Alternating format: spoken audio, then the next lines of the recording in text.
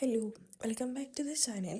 അപ്പോൾ ഇഗ്നോയിൽ January batch admission എടുത്തവരാണ് നിങ്ങളെങ്കിൽ ഇഗ്നോ സമർത്ത് പോർട്ടലിൽ കയറിക്കഴിഞ്ഞാൽ നിങ്ങളുടെ ID കാർഡ് നിങ്ങൾക്ക് ഡൗൺലോഡ് ചെയ്തെടുക്കാനായിട്ട് സാധിക്കും. അപ്പോൾ ID കാർഡ് എന്താണെന്ന് വെച്ച് കഴിഞ്ഞാൽ നമ്മൾ ഇഗ്നോൻ്റെ സ്റ്റുഡൻ്റ് ആണ് എന്ന് അറിയാനുള്ള ഒരു രേഖയാണ് നമ്മുടെ ഇഗ്നോൻ്റെ ID കാർഡ്.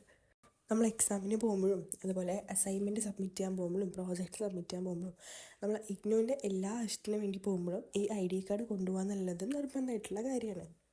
അപ്പോൾ അതുപോലൊന്നില്ല മിസ്റ്റേക്ക് വന്നു കഴിഞ്ഞാൽ എന്ത് ചെയ്യണം എന്നുള്ളതാണ് ഇന്നത്തെ വീഡിയോ. അപ്പോൾ നമുക്ക് ചെയ്യാൻ പറ്റുക എന്താണെന്ന് വെച്ച് കഴിഞ്ഞാൽ നമ്മുടെ ID കാർഡിൽ നമ്മുടെ റീജിയണൽ സെൻറ്റർ ഏതാണെന്ന് കണ്ടുപിടിക്കാം.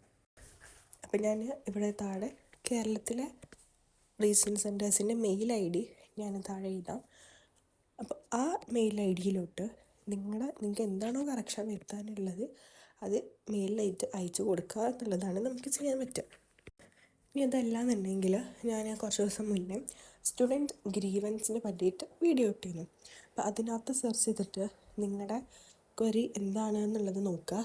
അത് അതിനകത്ത് അവൈലബിൾ ആണെങ്കിൽ അതുവഴി നിങ്ങൾക്ക് നിങ്ങളുടെ കംപ്ലയിൻറ്റ് രജിസ്റ്റർ ചെയ്യാം.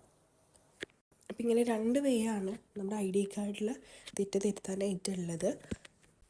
അഡ്മിഷൻ എടുക്കുന്ന സമയത്ത് തന്നെ ഭയങ്കര കെയർഫുള്ളായിട്ട് എടുക്കാനായിട്ട് ശ്രദ്ധിക്കുക. ഇനി ഇതുപോലത്തെ ഇഗ്നോ കോണ്ടൻസിനായിട്ട് നമ്മൾ ഫോളോ ചെയ്യുക. അടുത്ത വീഡിയോ ആയിട്ട് പെട്ടെന്ന് തന്നെ വരുന്നതായിരിക്കും. Till then take care and by.